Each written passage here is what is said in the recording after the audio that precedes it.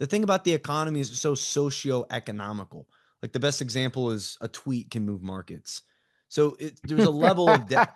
There's a level of depth I'm never gonna have because I didn't live during those eras that I wish I could gain. Yo, a tweet can move markets. It Yeah. does. It moves it by No, you're not trillions. wrong. It's No, you're not wrong. That's crazy. just laughing at the state that we're in. This is insane.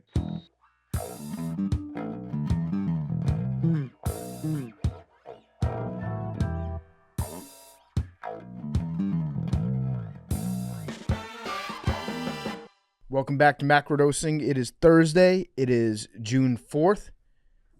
June the 4th be with you. Good one. Thank you. Today's episode is Happy brought Pride to you. Month, Big T. Thanks. There we go. There we go. Congratulations, Big T. Love is love. Thanks. You know what I love? Stella Blue coffee. It's more than just great coffee. It's coffee that gives back. That's why we started We Brew to Rescue. It's a nationwide campaign using proceeds from the new ready-to-drink cans to fund 1,000 pet adoptions this year. So every can you crack open helps a real pet find a real home. Simple as that. Made with 100% Colombian coffee, each 11-ounce can delivers smooth, drinkable energy with a boost of protein. Available in espresso, cafe mocha, espresso, sweet cream. The best canned lattes out there, period. Drink Stella Blue. Fuel your day. Help save a pet's life. Get yours at StellaBlueCoffee.com, Amazon, and select retailers across the country. All right, we're back. It is Macrodosing. It is Thursday. It's June 4th. Everybody's here. Excited to see you all. We got a lot to talk about today, a lot to get into. I don't know where you guys want to start.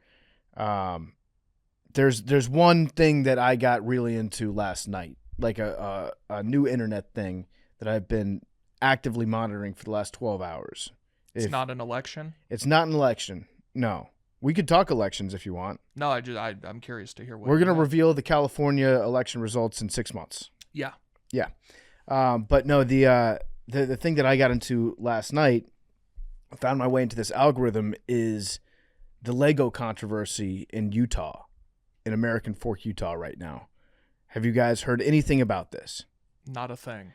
Okay, because I don't know who to believe. Because if you just go based on what you've seen online, it feels like this is the most corrupt thing of all time that is currently happening, involving police departments, local businesses.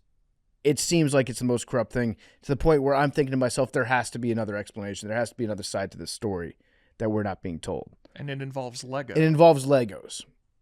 So I can give you the Reader's Digest version. This guy has a huge Lego collection, Star Wars Legos. Maybe the biggest Lego collection of Star Wars Legos in the world, valued at about $200,000. He's not in good health, so his son says, we're going to sell these Legos that you've collected. And to do that, it's easier sometimes to do it via consignment. So you take it to a store that deals with these types of figurines and collectibles, and then they sell it and they take a cut off of whatever, they get a percentage off of whatever the final sale price is. So this family, they took the Legos to the store. It's called Bricks and Minifigs. And it's like a franchise situation. So the local owner said, yeah, we'll do consignment. Allegedly, they drew up a contract saying, we will hold on to your Legos. We'll try to sell them. And when we do sell them, you'll get a cut. But it's not like they paid for them. They're still the property of the family. They're just in that store until such time that they're sold. This is alleged. Then it seems like corporate found out about what's going on, and corporate shut down the whole situation, and they kicked the franchise owner out of the store, sold that franchise to a new owner who came in, and then essentially tore up the contract and refused to give $200,000 worth of Legos back to the family or sell them. They're just like, tough. These are our Legos now. This is what's been presented online. And then, obviously, the family's not happy about that. And they try to get their Legos back. They can't get their Legos back. And then there's a YouTuber named Reckless Ben who steps in. And he's put on to this, I guess you could call it a scandal. And he shows up and starts recording to document everything that's going on with this. to try to get the Legos back for the family. On his like camera that he's got on his glasses, on his phone, he's recording all this stuff. And it seems like the person that now owns this store is just saying like, fuck off, there are Legos, we'll see you in court. They do go to court, and then the family wins in court. But to get the money, then you have to use that judgment to show up and individually take the owners of that store to civil court. And they have a really hard time serving those individual owners with the paperwork to take them to court. Because this person's just like not talking to them, avoiding them. And then they start traveling to the business owner's town to serve him with these papers. And in his town in Utah, there's a police department that seems to be protecting this store owner, even though he's been ruled against in court and he owes a bunch of money, allegedly. And so every time this YouTuber shows up to try to serve papers, like 6 different cop cars show up and question what he's doing. They take his papers, they check his papers, and get him verified with the clerk. Okay, yeah, this does look like it's a legit mission to serve. They have a process server right there, like an agent of the court that's there to serve the papers. So there's nothing that the cops can do. Then the cops pull this guy over because they say, we were told that you guys got some heroin in your car, so we need to search your car now. And then they search their car for about 3 hours trying to find something. Don't find shit. And then they send them on the way. Basically just really harassing this one YouTuber is what it looks like. Now, there's got to be something else that's going on here, because I don't know. Like, it seems like it's just a clear-cut case of the store unlawfully took possession of $200,000 worth of Legos, and now they won't admit that they're wrong, and they're trying to avoid fault. And now you've got a police department that's now actually, they've arrested the YouTuber on grounds of stalking for showing up trying to serve papers.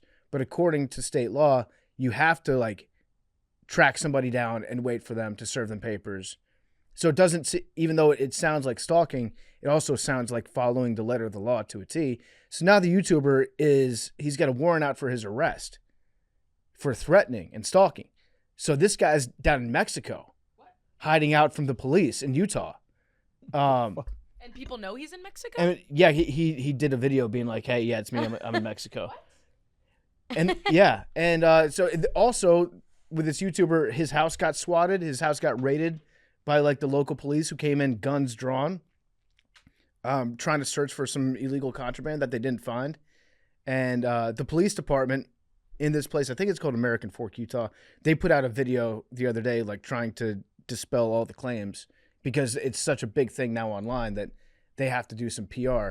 And it's like, it's the lamest sounding PR video that you've ever seen. It's a guy like behind a podium whispering to himself, trying to explain why they're in the right. So maybe I'm wrong about something. Maybe I'm missing a lot of context behind what's going on. The one thing that I will say like raises a slight red flag is the YouTuber doesn't really have anything to do with the Lego case itself. It was just like somebody that he knew online, or like a viewer of his channel put him onto this. Now that's not to say that you can't actually like take an interest. You could see that with like the case that Kirk Minahan did, where if you find a case and you dive like wholehearted into it, you can actually like make some ground and you can make something happen. But that's the only thing that I would say is like a little bit of a red flag in this case, is like he does seem to be doing this to get views and attention on his YouTube channel. But that could also just be like, you see a lot of people like do this as their living. Like they investigate scams and all that sort of thing. And they do a good job of it. So I don't know. It seems like this is like, there's been a Star Wars Lego heist, and it seems like the people involved are just getting away with murder. Okay, a few things. I misunderstood. I thought the YouTuber was the guy to whom this happened. This is just a random guy, and he's helping pump it. He's helping, yeah. He's an investigator. Much like, so CoffeeZilla would be a good parallel. Like CoffeeZilla, when he investigates scams, he usually doesn't have like a personal connection to him, but he does a very good job of diving in and finding out the ins and outs of what's happening. I mean, it sounds like this guy's getting railroaded in his own town. So turning to someone who's willing to put some light on it makes sense to me. It does, yeah, it does. So the YouTuber is Reckless Ben is his name. I should probably say Reckless Ben is the one that's doing Ben Snyder. Yeah, he's doing the investigation behind it, and it's kind of crazy, like getting pulled over because the new owner of the store very clearly has a relationship with the local police there. So he's likely the one that called the police and said, "Hey, there's this car from out of state, and I think they've got heroin." And so the cops just pull him over. And I think both of the guys that are in that car, like, they were both straight edge, like had never drank alcohol, done heroin. The cops are like, "I'm looking at your eyeballs right now. Your pupils are telling me that you're messed up." And the guy's like, "I don't know what to tell you, man. Like, I've never, like, imagine being straight edge, never taking a drug in your life. And a cop's like, "I think you're under the influence of heroin."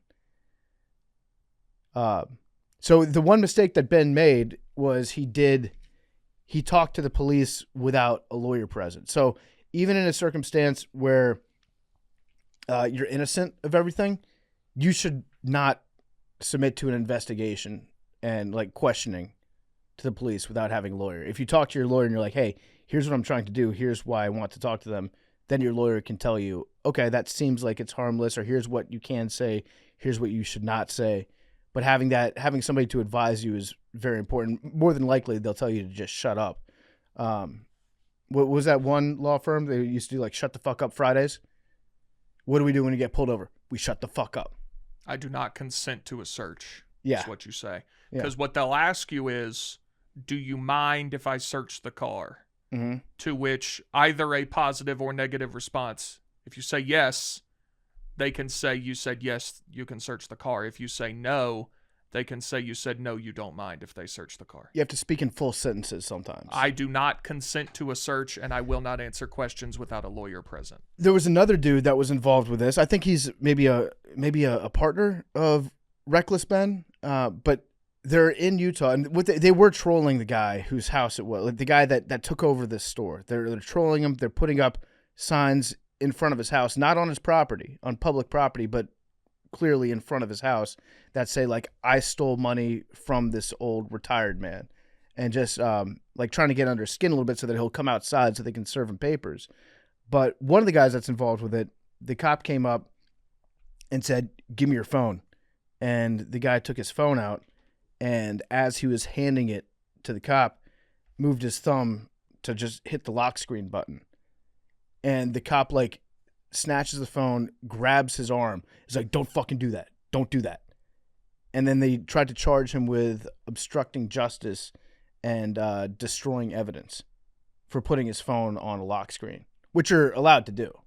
Like if you hand your phone to a police officer, you can hit the lock screen. You're not always have a password on your phone. There's no such, you can't destroy evidence by pressing the lock button on your phone. My understanding is if it doesn't have a password, they can just open it. But if it does, they have to get a warrant to do that. Yep, and this cop did not have a warrant at the time, allegedly. So I guess this is all to say, I'm enthralled by this saga. I watched probably 2.5 hours worth of videos on it over the course of the last 12 hours. But it's got to the point where it seems so cut and dry that it's a little too convenient, where it's like this small town police force is acting like the personal Gestapo of a guy that owns a figurine store. And it does feel a little bit too perfect, like one guy trying to take on like an entire system of government and justice. But that's all I've seen so far, and I remain thoroughly unconvinced from what I've seen from the police department's response.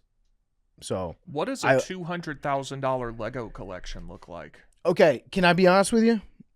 When they said at the start of the video, like, it's the largest Star Wars Lego collection, I was thinking we were going to talk about millions of dollars worth of Legos. I was surprised that it's only 200,000. I would be stunned if that's accurate, that it is the largest. Yeah. I mean, it's a lot of Legos. 200 racks for Legos is a lot. Have you have any Legos? I don't. No. They're pretty cheap. Like, you get a big ass, like, you know what I'm saying? But I'm $80? assuming this is some special thing that makes like there's no way he has purchased $200,000 of Legos. Yeah. I'm guessing. I'm assuming love this that is for some your mind. limited edition. I love that's where your mind went. You're like, he don't got that much Legos. Well, I mean that would be impossible. you low key hating on him. It's cool, No, though. I'm just saying in I order for it to be worth that, it's got to be like a understand limited your skepticism, edition. but it's just funny. Your mind went from hearing 200,000 to like that ain't the most though. I thought There that it are a would be lot more. of crazy people out there. Yeah, I thought that there's some weirdos out there, some Lego adults that would have like, I don't know, some rich guy sells his tech company for $1 billion. And he's like, you know what? I'm gonna buy $5 million worth of Star Wars Legos. I bet Logan Paul's got more Legos than that. Is he a Lego guy? I have no idea. It seems Just like- So someone is of that the- ilk. Is the appeal putting it together yourself, or is the appeal just having them in a collection? having them, I think. I'm guessing the latter. I think if you spend that much money on Legos, the appeal it's not like you're actually putting them. You're not sitting down and crafting them. You just want to I would, have I them. would think if you're willing to spend that much, like you gotta have some kind of interest in putting that shit together. Like I don't know. I could be wrong. I don't know enough about Legos. Yeah, I'm not. I've never been a Lego guy. Me neither. I don't really understand. I mean, they were kind of fun to use as a kid, but I never really understood the obsession that people have with them. I don't know. Can't call it. So yeah, I'm waiting to hear the next chapter in the saga, and what happened. It does feel like the guy by fleeing to Mexico. That is he just waiting for this to blow over and then he'll come back? Is he waiting for the case to get big enough where they just drop everything? And he's like, okay, now I'll come back, because it feels like maybe by fleeing to Mexico, then you're adding a few extra charges on there. How long can you stay in Mexico before you gotta go? I don't know. Do they not have an extradition agreement with us? I'm pretty sure they do. I would imagine. But he also might just be saying that he went to Mexico. Like he might not actually be in Mexico. I mean, I wouldn't be waiting around in Utah. But also, like, 2 misdemeanors, are you trying to risk, like, getting a felony running? I don't know. Yeah, that's an odd situation. It sounds like that guy got screwed. It does, yeah. It does. And they subpoenaed and got like a bunch of the body cam footage, and it looks like the police departments they've redacted a lot of stuff where the cops are talking to each other about what to do, which seems like it's pretty shady that they did that. And it does seem like they are just trying to protect their neighbor and their local businessman, who might be telling them a different version of the truth from where we actually stand. I don't know. We'll find out. Again, we're only hearing one side of this, and the one time that I tried to hear the other side, the police department did not do a good job at all. Throughout the videos, which are still being released, Schneider goes to great lengths to try to get the Legos back, including speaking to Bricks and Minifig employees, placing large banners about the alleged theft over the company's sign, and delivering an award to the store for most Legos stolen. Yeah. Just give the Legos back. If we can just give the Legos back, we'll be okay. So the store was going to just do things the right way, and then now it's owned by a corporate entity? Is that it? I don't know if the current owner of the store is also a member of corporate, or if he's just a new guy that owns that store, that corporate approved. Got it. I don't know where his ultimate allegiances lie. All right, so that's today in Legos. Today in Legos. Yeah, it does seem like just the craziest. I can't wait to find out what happens next. What if they like send in the U.S. Marshals into Mexico, bring this guy back? Nothing beats summer break when you were a kid. It was time off school and sad school lunches, but you don't get summer break as a grown-up, and that's a huge bummer. The good news is you can at least take a break from sad work lunches this summer with Reese's limited edition cups and the return of the Reese's Strawberry PB&J, plus the all-new Reese's Marshmallow Cup. Both taste just like your childhood, so grab one before they're gone because they're fleeting just like your youth. Reese's, the official candy partner of Barstool Sports. Get yours at Hersheyland.com/Reese's. Hey, Mad Dog, move that T. Whoa! Oh my gosh! They got all the Reese's you could ever eat right here. Oh my gosh. They've even got the strawberry PBJ. That's my favorite. That's great. They got Take Five. guys, I'm playing Reese's Pinball. Oh my Oh god. damn! Look at you go, Big T. They even got games for me, like Scrabble. Lost. I love he just Scrabble. Lost. He just lost. He's not very good. Oh my gosh. Oh, you lost There's again. nothing I can oh, do that's about too bad. that. That's too bad. This is This awesome. is crazy. Beanbag chair. Ah, classic. It's like literally a snack attack over here. It's Oh like my the God. perfect snack cabinet. I kind of want to live in here. I know. This place is awesome. This is awesome. Big T, what do you think? I love it. I love this. They got Scrabble. You could never beat me in Scrabble. I could kick your ass in Scrabble, Big No, T. you can't. We got fun size. I literally feel like a kid. This is like a dream This is pretty awesome. room. We just might not ever get any interviews because people just want to come in and hang out in here all day. Right. Make sure that, I'm not going to name any names, but you can probably figure out there's a couple different employees I'm thinking about that might try to live in here. So we should probably block those people from watching this video. Do not tag them in this video. You know who I'm talking about. What else we got going on today? We got Big T. I know you're excited about USA soccer this weekend. USA versus Germany. Big match. Looks like there's rain, though. Yeah, Yeah, tough, but whatever. that's okay. Hey, listen, you got to be able to play in the elements. 100%. SoFi Stadium, it's technically outdoors. Yeah. That's where we open up. And then I think, are we playing They go L.A., Seattle, right? Seattle, L.A., which I think is dumb, but whatever. Seattle? Probably no rain this time of year in Seattle. I don't know. Maybe there is. And then hopefully round of 32 game in San Francisco, and I'll be there. Yep, that would be great. I'm pumped. What's your expectation for the game against Germany? What would be a success? I think a draw would be a success. Win would be incredible. But you can't, like a 4-2 would really put a damper on things, you know? And not all 4-2s are made equal. Sure. I think a lot would have to do with what lineups we have out there. I think Poch is playing to win this game. You think so? I think It's a good test. I think we got a good look at everybody last week. I saw it was like the most watched friendly we've had in 10 years or something. So people are excited. I think he saw a lot from guys, and I think he's playing a real lineup to win on Saturday. Okay. I mean, this is the last time you get to look at guys before the World Cup. So. That is true. That is true. I tend to agree with you. I feel like this would be the dress rehearsal. Are you a Pepe or Balogun guy? El Tren? I love that nickname for Pepe. The Train? I don't know. I think Balogun, you should probably use one as an impact sub. Fresh legs. Okay. I don't really have a preference either way. I think Balogun has higher upside. I feel like Pepe is more of a grinder. Like he's gonna be a high motor guy. Yeah. He's gonna give you all he's got. Balogun will do some things that'll make you go, holy shit. Yeah. And I think we need that. Holy shit guy? Yeah. Yeah, we probably do. Because we don't have a ton. I'm looking at Nate Silver's Pele rankings. He just came up with an awesome acronym, so now everyone's like, oh shit, Nate Silver really knows his soccer. His top 4 for the World Cup: Spain, Argentina, England, France. Rank those in order of how dismayed you would be if they won the entire thing. England 1, France 2, and the other 2 I don't particularly care. Okay. I agree with that. I don't want England to win. I don't think Argentina's got that dog in them anymore. They're complacent now. Yeah, Spain maybe. I think people are too high on Spain. He's got them number 1 in the Pele rankings. I think they're awesome, but I think they're drinking their own Kool-Aid. Okay, you don't want that.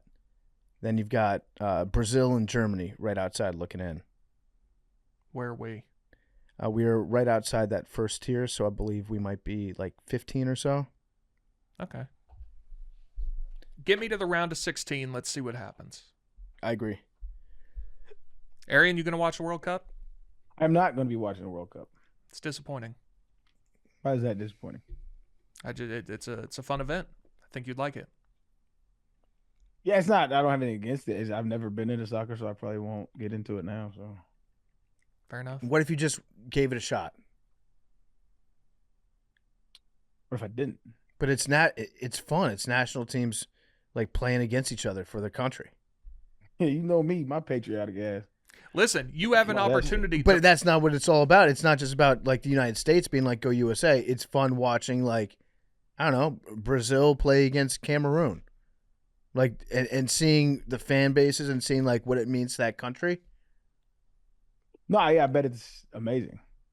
I don't have anything against it. It just doesn't interest me. Like, Okay. You're at one of the greatest draws of all time. I was. That's right. Yeah. The USA, we tied England. We won that tie. We should have won that game too. We definitely should have 0-0. You have an opportunity though, because our first game is during my wedding, so I am both counting on you to keep me updated, but Arian will be right next to you, so you can show him like, hey, look, we just made this sick play. Yeah. You know, That's true. So what's the policy on phones going to be? encouraged. Encouraged. Okay. Now, would I be pushing my luck if I brought an iPad? Buddy, I tried to purchase a TV and Yeah. have it brought into the place. Okay, and that was shot down. Yeah, pretty vehemently. Okay. There's one TV, but it's Uh-huh. in the bar area, which is not where people are gonna be. I might. Yeah, I mean it's a bad TV setup. Okay. So listen, if you bring an iPad, I'm gonna come seat you behind me. That's going to be, I would imagine, like we're going to be heavy into the dancing portion of the night. I think the game starts at 8. Yeah. Ceremony's at 6, so that'll be over at 6:30. Okay. Then there's something called the cocktail hour. Yep. I mean, we just keep adding stuff Mhm. to these things. So then that's until 7:30, I presume. So right at the So start. we could be winding down dinner, which would be good. Okay. And then you and I can reconvene. Mhm. I'd love an iPad to be there. I will, I'll try to bring an iPad for Okay. you. And if I can't, I'll bring one. how do you feel about the vibrating ceramic beads? So if like the U.S. scores, that's one buzz. And if Paraguay scores, I'll just hit you with 2. Oh, Okay, we can workshop that. I'll work on iPad. Okay. Yeah. But I was dead. A TV's what, $300 now? I was going to buy a TV and wheel it into the place. I was thinking about maybe buying my own TV and bringing it. But I feel like that would be a little bit tacky. I think if you do it, she can't say no. I think she definitely can say no. I think that's like, I don't think so. as a bride, you can say no to any outrageous thing that a male guest does on your wedding night. Yes. But yeah, we'll look into iPads. We got to have an iPad somewhere. We got to figure this out. Because the TV, I mean, you'll see when you get there, it's not a good setup. I mean, The place is wonderful. This is what you get for trying to do the right thing, not get married on a fall Saturday, Seriously. and then the USA in the World Cup crops up. It was God has a sense of humor. It was a cruel twist of irony. Mm-hmm. At least we're not. I was convinced Tennessee was going to be in the College World Series too, Mm-hmm. and then we weren't very good, so didn't have to worry about that. Speaking of the College World Series, did you hear about this one player from the University of Texas and her superstition? The girl who eats ladybugs? Yeah. Yeah. So it's what's her name? Wells, I think. I'm not sure. She's a freshman. She eats ladybugs in the dugout for good luck. She said that is a tradition that dates back to when she was a kid growing up in Coahoma, Texas. Then everyone on my high school team did it. So she's been eating ladybugs. What happens if she can't find a ladybug? Isn't it bad luck to kill ladybugs? Tea, Mackenzie. I think it is, but also, like, what about just eating them? Do you Yeah. get their luck? Well, it kills them. This is some crazy shit. That's but insane. also, How do you even start that? who looks at a ladybug and says that Chomp, chomp. looks delicious? And don't is like she ladybugs. like storing them and bringing them, or is she, like you said, finding them? I believe I saw she said when she sees one, she eats it. What the fuck? Yeah, I don't think if she seeks them out, it's when they come to her. Okay. So she doesn't, like, if she's got an off day and she sees a ladybug, she doesn't save it. Be No, like, she I'm going to just- need this before the game. It sounds like she just eats it right She away. I just think has she's like just a eating them constantly. Terrarium full of ladybugs and she Ew. packs them. She Also- just breeds them to eat them. Not to sound gross or not to like think about it in a gross way, but like ladybugs have the little wings. Like I bet they'd be so like crunchy. Oh, they definitely crunch. Yeah, the Oh, shell. The shell, yeah. They're really small though. I mean, know, people but- eat like crickets. You could swallow it. I know, but yeah. ugh. I don't like thinking about the crunch. Yeah, I bet if it's dead, you could just pop it real quick and Like a not pill. Yeah. Oh, like swallow it whole? That kind of would defeat the purpose, wouldn't it? Oh, I'm sorry. what's Do you the eat purpose? ladybugs differently? I'm just saying, like, if you're swallowing the ladybugs whole, that's some bullshit. If you're gonna eat a ladybug, eat a ladybug. You have to crunch Chomp it. Crunch it. Yeah, you're not shooting an oyster. I actually just don't have any frame of reference for what you even do with a ladybug. Do you kill it before you put it in your mouth? That's another good question. I think you got to eat it live. If you're gonna eat a ladybug, it has to be preferably like trying to take off to leave your hand, and then you just throw it in your mouth and then chomp it with your molars. I mean, how often do you come across ladybugs though? That's what I'm saying. I don't know. Maybe I think if you're playing softball often. Wouldn't that be regionally dependent too? Wouldn't it? Like I can't remember the last time I've seen a ladybug. But I'm in Texas. So is she. Maybe I'm fucking up. Maybe ladybugs just don't flock to me. I don't know. I think if you're a ladybug person, like you have an aura about you, and they're drawn to you, although it's to their demise, clearly. Mm-hmm. It is intimidating. They say that one ladybug is probably less than 1/10 of a calorie. Really? So you Okay. could stock up. Stock up on them, yeah. It's actually impossible to eat too many ladybugs. And they say that they've got defensive compounds in their blood that gives a bitter or foul taste, so that most animals don't eat them. Oh, so they taste disgusting too? They taste gross, unless she swallows them whole. Right. Then now I'm back to she pops them like pills. Yeah. If she like pops one in her mouth and then swallows it with like a drink of water or Gatorade, that's some bullshit. If you're going to eat a ladybug, eat a fucking ladybug. Like a woman. That's just one of those things where it's like, how do you do that the first time, you know? How do you find out you're good at that? It does feel like something that you would be dared to Yeah. do the first time, right? Like, oh, we dared Hannah to eat this ladybug.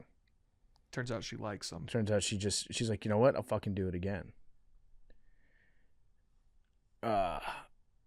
Yeah. But again, this is That's, intimidating. the news on ladybugs.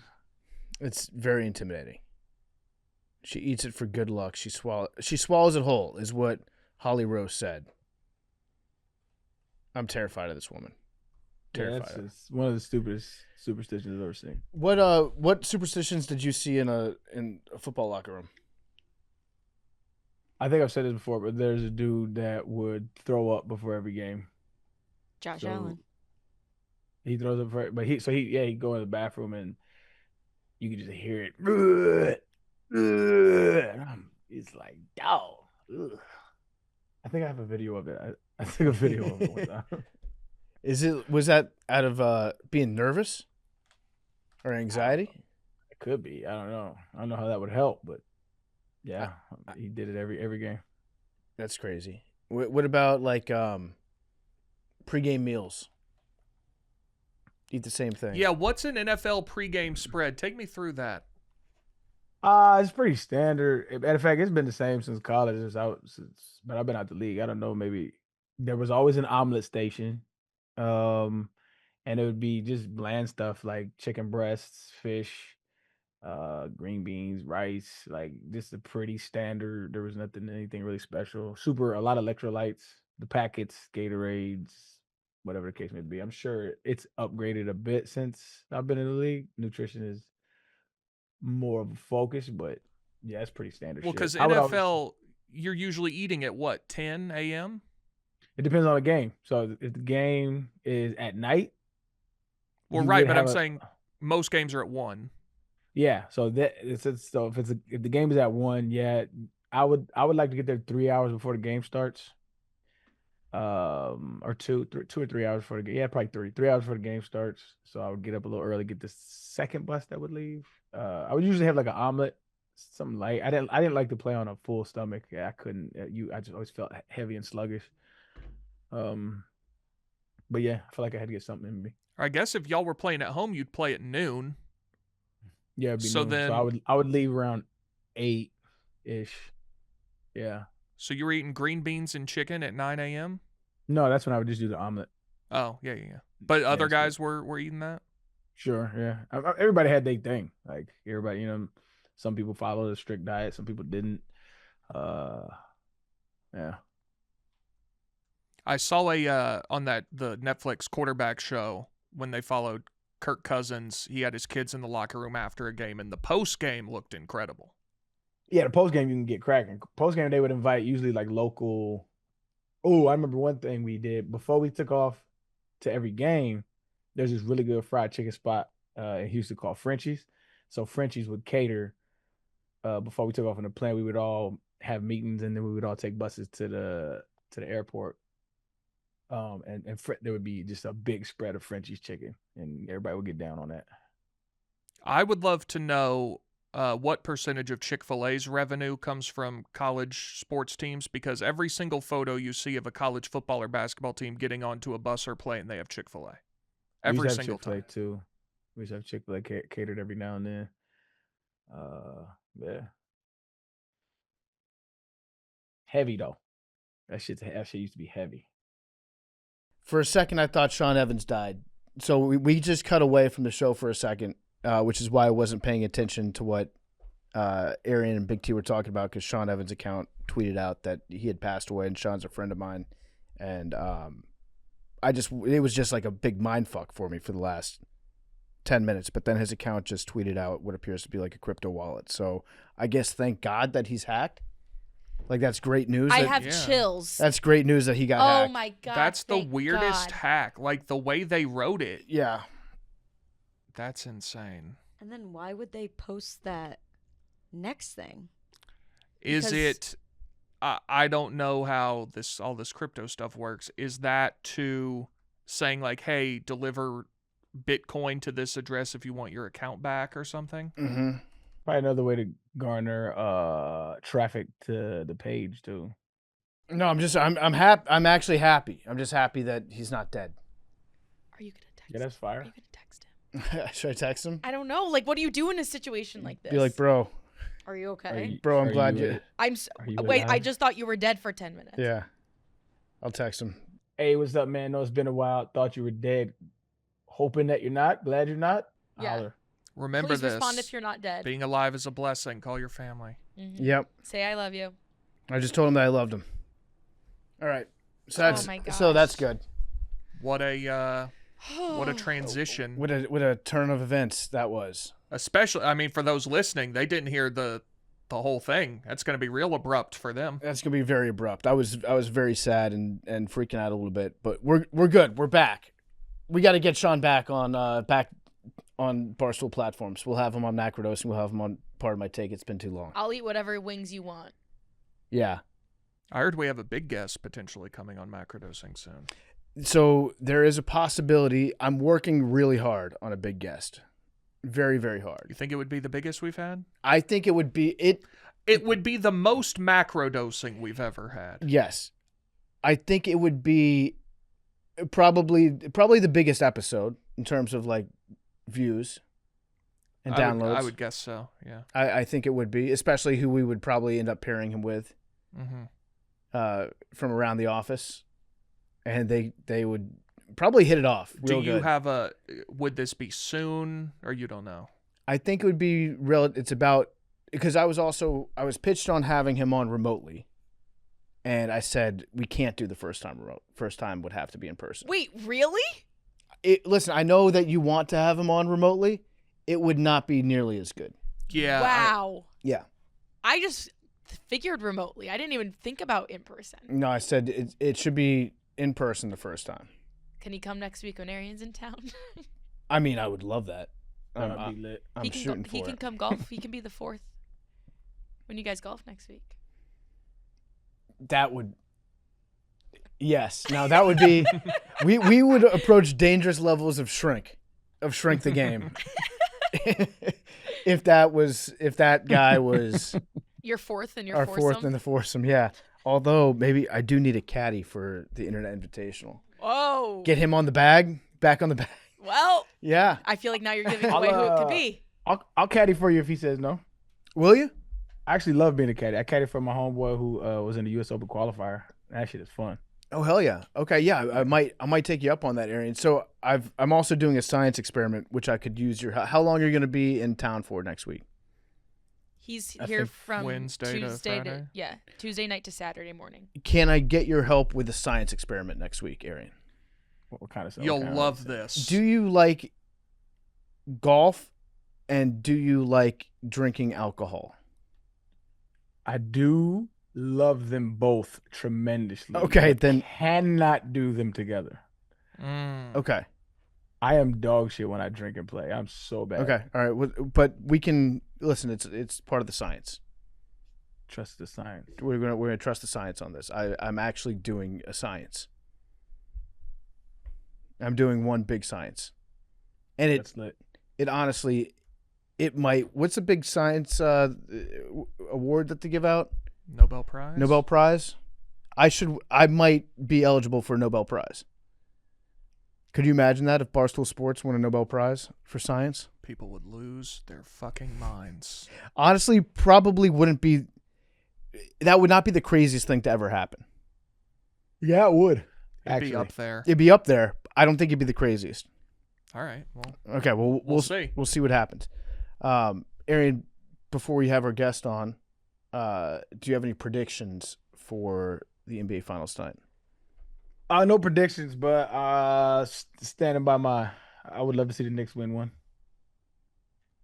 Okay, Dope. so but if you were to say like, what's your prediction for the finals as a whole? Knicks win?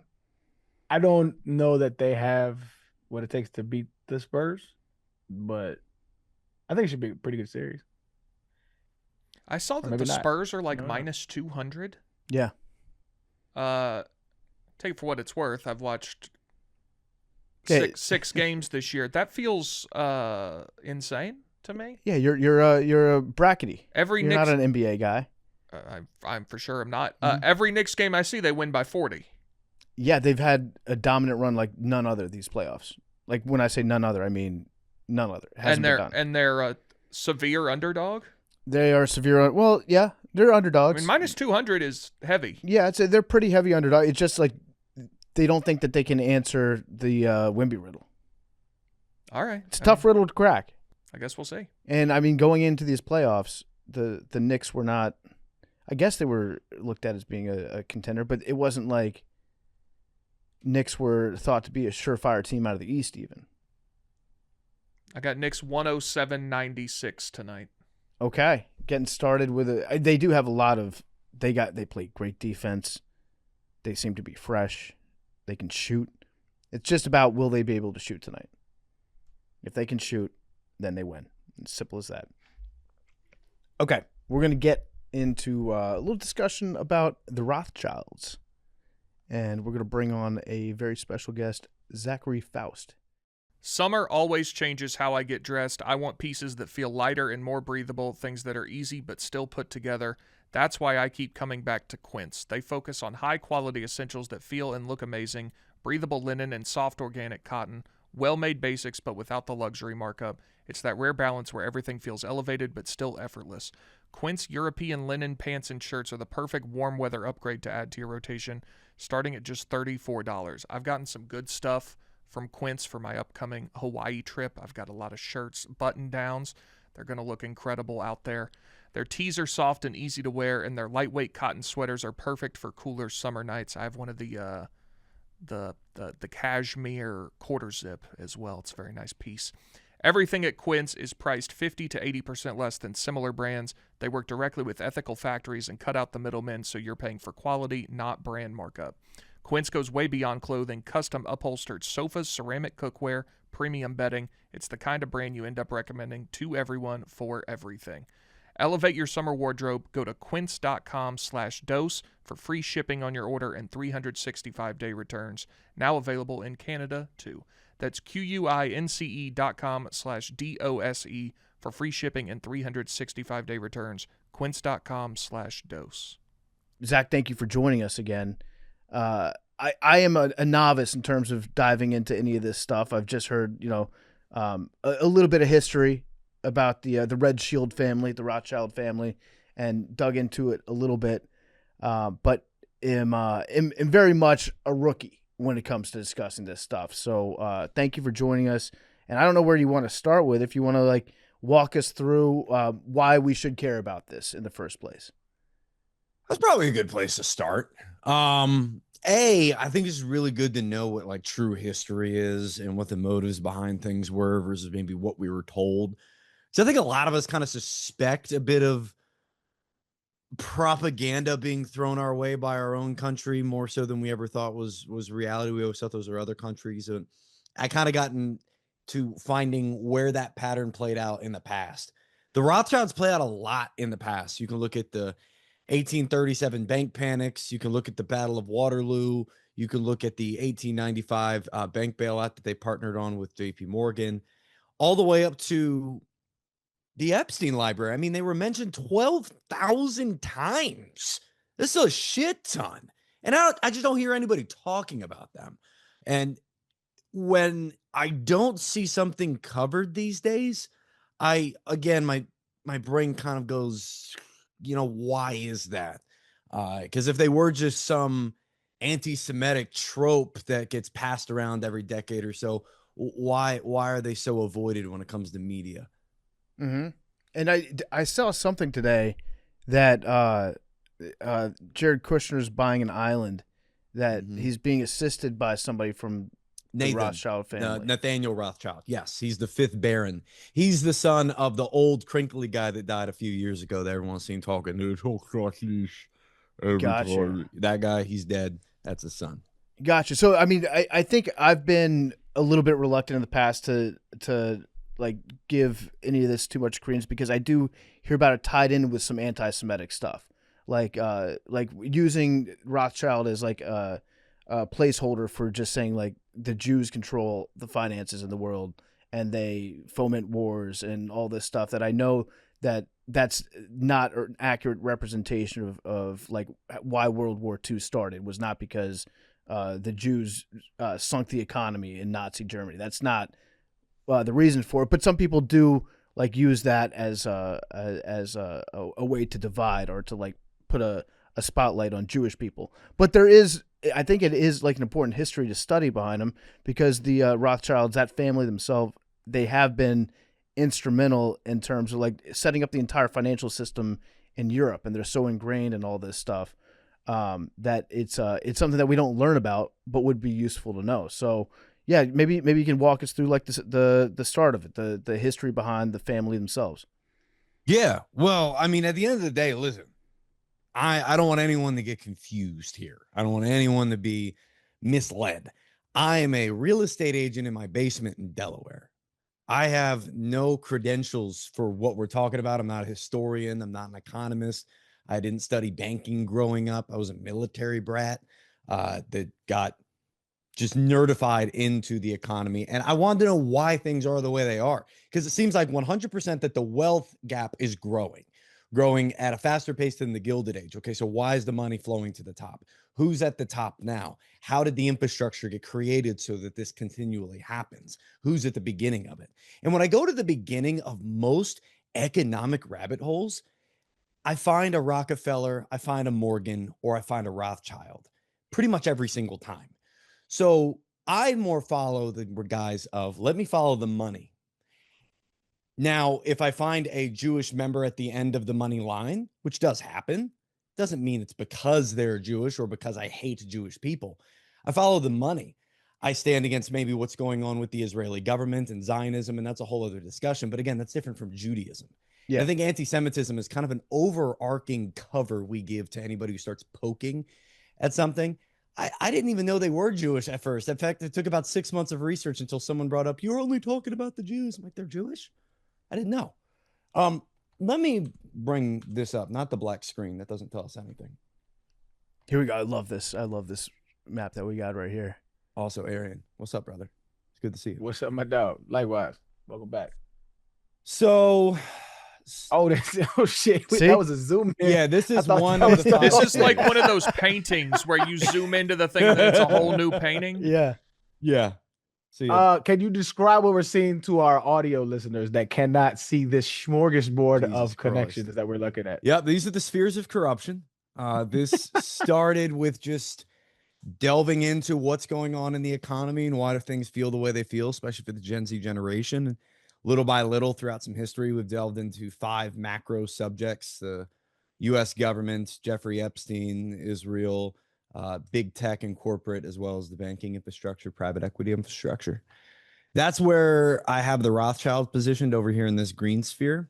So if we zoom into the green sphere, follow this line over. We have some documentation on who the Rothschilds are, what their initial history is, where they came from. You mentioned the Red Shield. This right here is a picture of the original house, what's known as the Rothschild house, because back then they didn't have surnames. So when they were saying de Rothschild, they were saying of Red Shield, of the Red Shield house. So Rothschild or de Rothschild simply mean this home. That's what they were referencing essentially. In Frankfurt, Germany, I believe 4 generations worth would live there. I don't know if it's still in their family name, but it's a difficult place to just say, hey, here's the starting line. There's a lot to comb through. We have the entire genealogy, family tree, from what we can best find on the internet to understand where they came from, where they're at now. The original 5 that were sent out by their father, Mayer Amschel Rothschild, right here, to 5 different areas of Europe to create the 5 original branches of their banking enterprise. And then just jump in real another quick, little like, interesting. Oh, go ahead. When we're talking about like setting up branches of a bank back then in the I guess that'd be the late 1700s, right? Yeah, this is late 1700s to early 1800s. What would that entail? Like, what would these banks look like? People would actually just go to them with like bags of gold coins that they had, and they'd be like, "Here, hang on to these. Put this in your ledger." Like, what did that banking system even look like back then?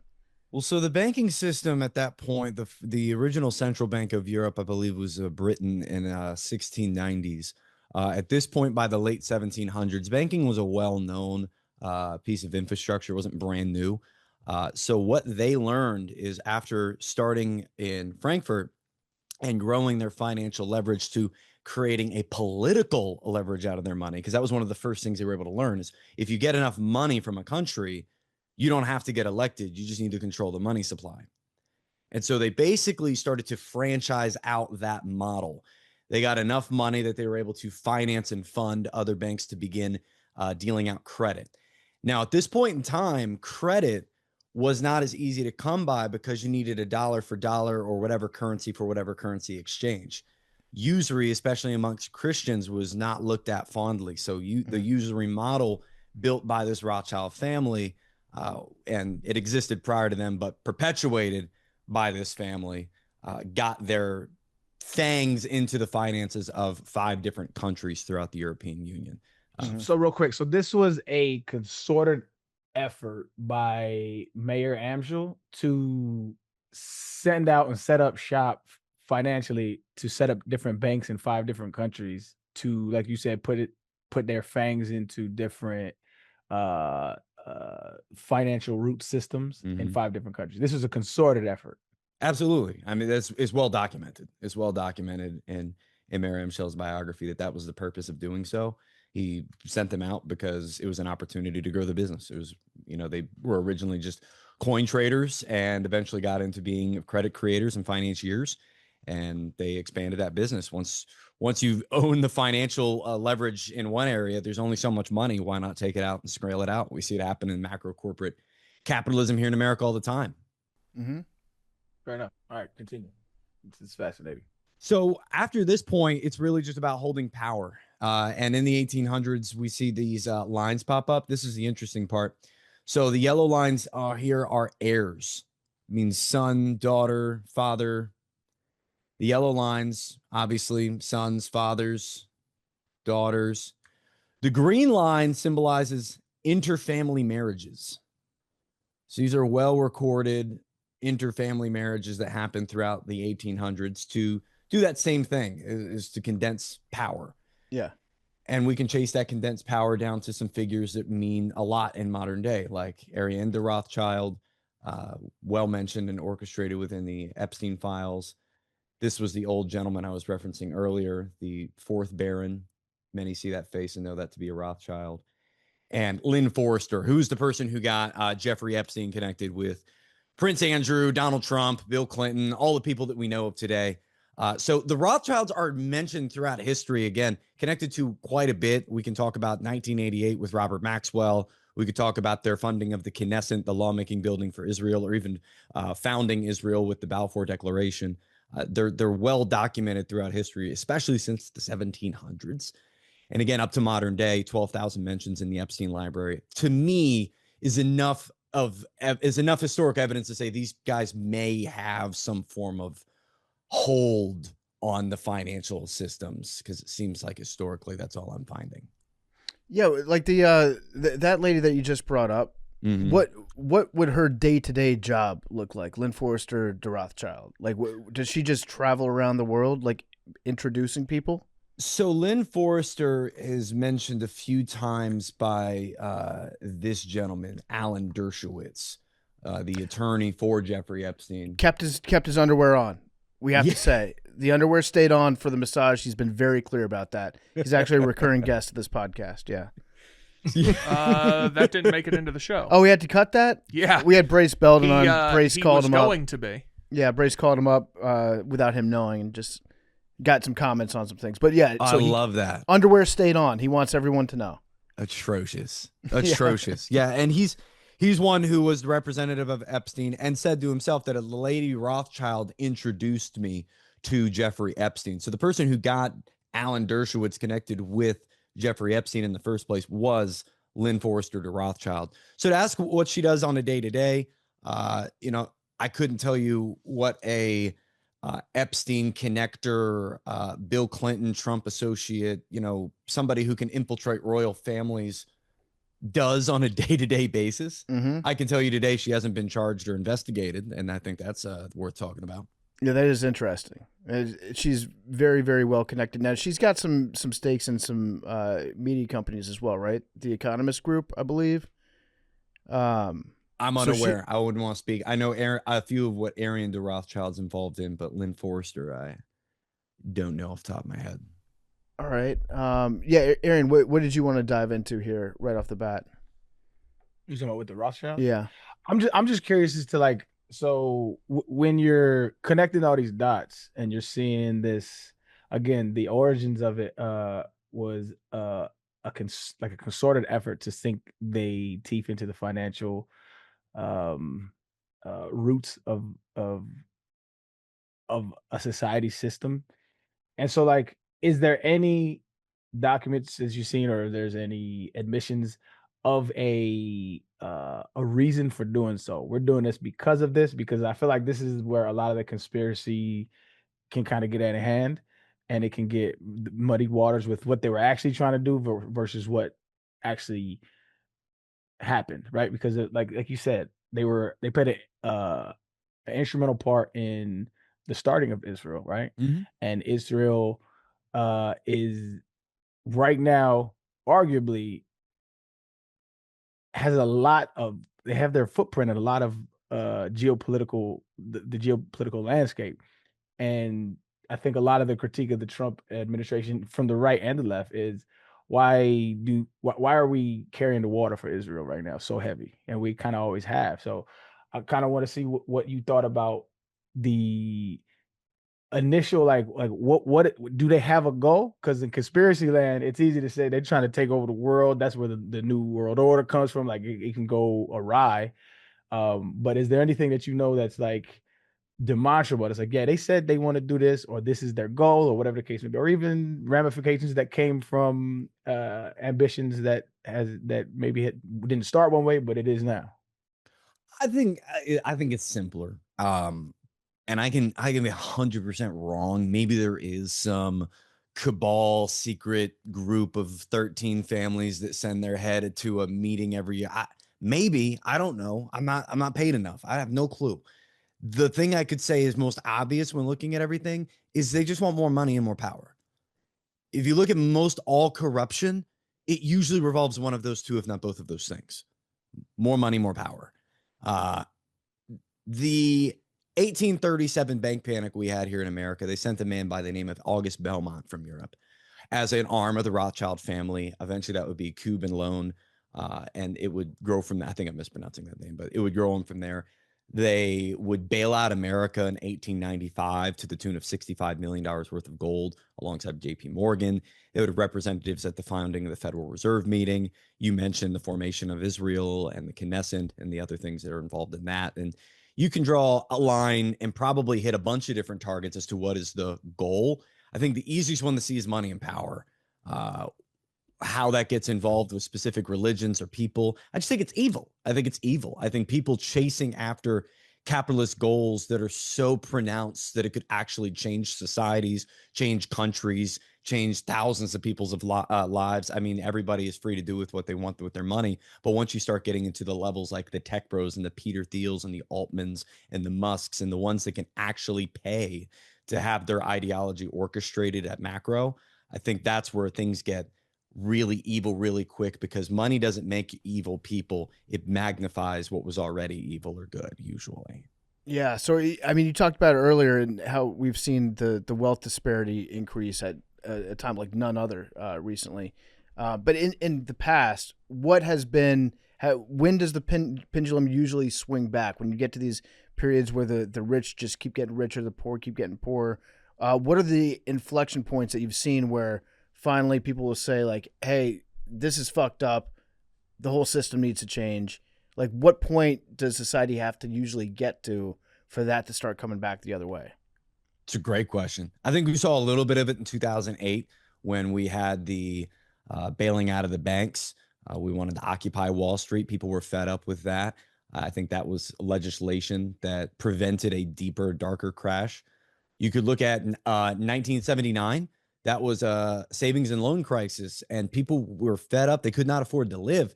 That's really what gave Reaganomics its runway to be able to come in and change so much. So a lot of change came with stress. Bigger, badder ones, you would have to look at the Federal Reserve being created was off a state bank panic, and people were furious. People were struggling.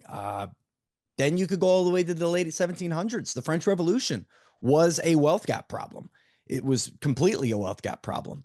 Going into China, I think it was 1944, the socialist revolution was where they hung landlords in the streets. Like millions of people died.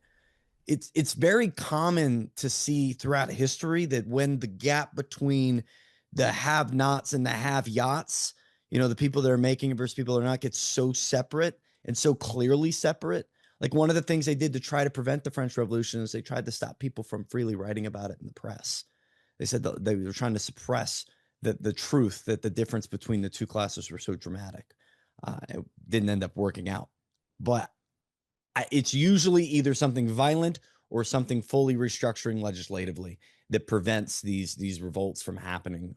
There has to be some kind of major change. None of us want to be violent, but could happen.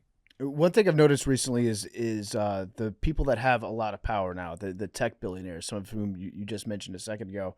It feels like to them, no matter how much money they have, they all just kind of want to be cool online. Like, they want, they want to like win that battle of public opinion, whether it's Sam Altman or if it's Elon Musk or Mark Zuckerberg, like going on Rogan and talking about how he's doing jujitsu now, or like smoking meats in my backyard. Like, they crave having that like popularity maybe that they didn't have so much when they but it's the ones that don't feel the need to like get out there in public, like a lot of the people that are heavily involved in the banking system.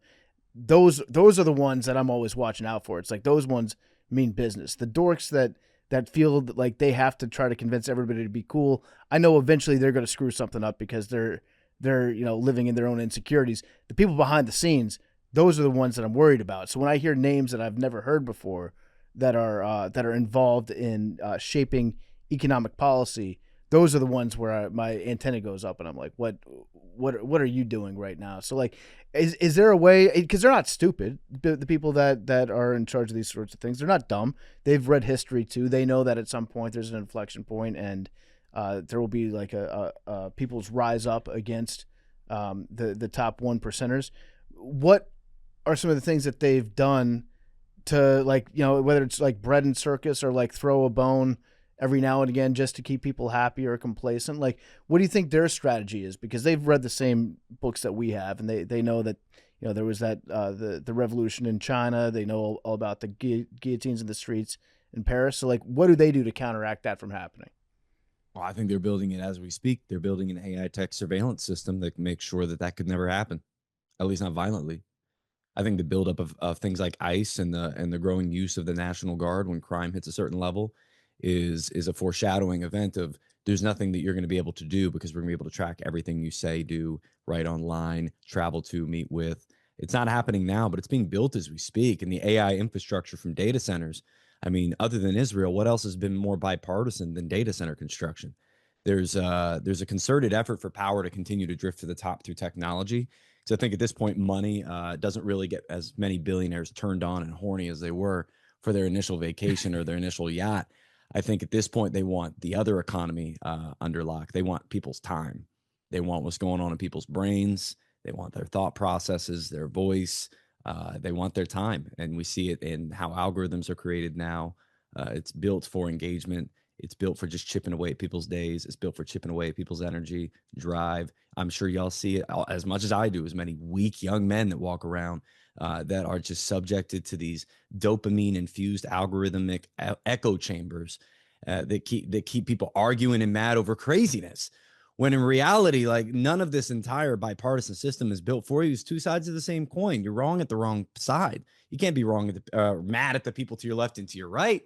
The people that you should be mad at are these people that pop up all the time, are these tech bros that I think are designing a way to create a world where that revolt could never happen. A great example is like Prospera in Honduras. They're testing what's called a freedom city. It's playing out in front of us, and now they have enough money and the technology to make it happen. I don't think that's conspiratorial to think. What's the Freedom City? Just the name of it. It sounds like a great place. It sounds like freedom. It sounds like it's just everything on the up and up. If you name it Freedom City, sign me up. Sounds like it's a place where liberty still exists, right? Yeah. Just like the Patriot Act and Citizens United. Freedom City to me is like that's even too on the nose. Yeah. Like that's just so blatant that you hear that and you're like, I don't know what that is, but fuck it. Well, so the first thing I'll say about Freedom Cities is this map is accessible.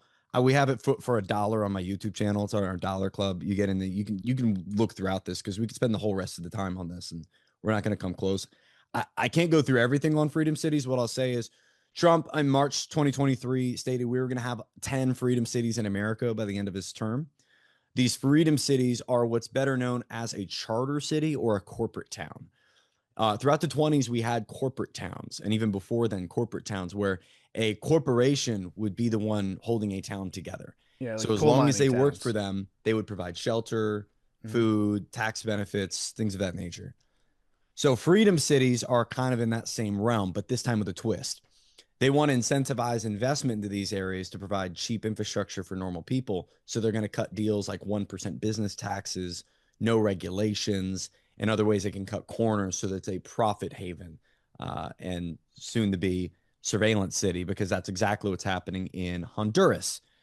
This guy, Juan Orlando Hernandez right here, is somebody to keep in your Google search. Okay. He was originally arrested in Honduras in 2021 by us. And then Trump in November gave him a full pardon before serving his 45 years in prison. And now he's locked up in this thing called Honduras Gate, which is essentially him, Argentina, Israel, and America running a coordinated misinformation campaign throughout the Latin American states to try to destabilize their leadership. The freedom cities, and the reason why we should care is if they start testing these in America, it may sound crazy to even try, but the only reason it would work is if people were so desperate for housing, so desperate for food, so desperate for things that they can afford, that they're willing to sell their soul to a corporate town and go live there. It's going to be only, in my opinion, introducible in some form of economic crises. And I think that fits right in with what we're doing with Iran. To call me a conspiracy theorist, I mean, it seems almost obvious that we're crashing the world economy on purpose. Yeah. So the idea of the freedom cities, it sounds like it sounds like something that you would think up with your friends. Like you're 25 years old, it's 5 a.m., you're in a club bathroom, and somebody's got the best cocaine in the world. Like I don't know that. Do you think that the people that are in charge of the United States right now are competent enough to pull off something as ambitious as this? No, and I think they're absolutely not competent enough, which is exactly why we're seeing it happen. It's because tech bros all have to donate and be just adjacent enough to the White House and the cabinet to be able to orchestrate their influence and their interests. No, I don't think they're competent enough at all. I think freedom cities are probably a good idea to the majority of the cabinet. But overarchingly, we can see who's pulling the strings of the money behind closed doors. It's Coinbase, it's BlackRock, it's Pronomos Capital, it's these tech bro billionaires like Dave Andreessen, who, like you mentioned, go on the Joe Rogan podcast and act like normal humans, that are trying to create ways they can test new economies, find new ways to profit. And they want to run all these places basically fully on blockchain and crypto, which I understand is the future. But without the regulations in place or even understanding of the Congress of how it works, it feels like a laundering haven. So yeah, yeah. Go ahead, Arian. I'll get back to the Mark Andreessen thing in a second. To me, I don't see our Congress, and maybe I'm a little bit naive to this, right? I don't see like our Congress or our political leaders really understanding, and maybe they do, right? But I don't see them really understanding the long play here. Am I wrong there and feeling like that our Congress people are extremely out of their depth when it comes to like understanding like the technology boom that's about to happen? Oh, for sure. And I think especially the Democratic class, for sure, have no clue and are incompetent toward it. I think on the red side, at the very least, they see the benefit and the long-term capabilities of tech, even though I think they focus way too much on the financial benefit and not on the long-term problems. Then on the blue side, you see a lot of people who utilize just standing up for the oceans or standing up for a minority and utilize that kind of that emotional pull of at least they're a good person to get them in the office, but then they don't have any merit or ability to do the job. And so I think there's a lot of people that are there that are incompetent in one way or shape or form. And to be frank, they have to be competent on a lot of subject matter. So they can't be on everything. You start introducing data centers and AI and all this complexity when I bet 50% don't know how to restart their router. Yeah, I think that's a problem. Yeah. So the solution, in your opinion, like, is there any politician, right or left, independent, that you see that's okay? They are up on it. They understand what's going on, and they're trying to push for positive legislation to regulate these kinds of things. I think the few obvious ones are like a Ro Khanna or a Thomas Massey. But to be honest with you, I think the solution to the system is larger than that. I think it's age limits. I think it's term limits. I think it's corporate lobbying, foreign lobbying being extinguished from Congress. I believe there should be no insider trading and that pay should be based off the average of the constituents they represent. I think there's a lot of things we can cut off at the core of Congress. Because if we keep playing the who's the best at it game, we're just going to see what happened to Thomas Massey just recently. They're just going to plug and play in somebody different. Yeah, with Ro Khanna, we had him on the show. I tend to agree with you. I'm a little, I don't want to say suspicious, but I just keep my eye on him because he does represent a lot of those Silicon Valley billionaires. And so I know that they do have his ear to a certain extent. So I have a similar feeling toward him. Yeah. You know, like, and he's very good at playing the media game too. And, very good, which you got to watch out for. Yes. I think he's better than most when it comes to like where his heart is and where his head is. But I know that at the end of the day, you know, he does have some very, very powerful constituents that he is pretty chummy with, that he doesn't want to, he doesn't want to, like, you know, piss them off and get a target on his back too. So, but yeah, I agree. I tend to think that he's one of the better ones.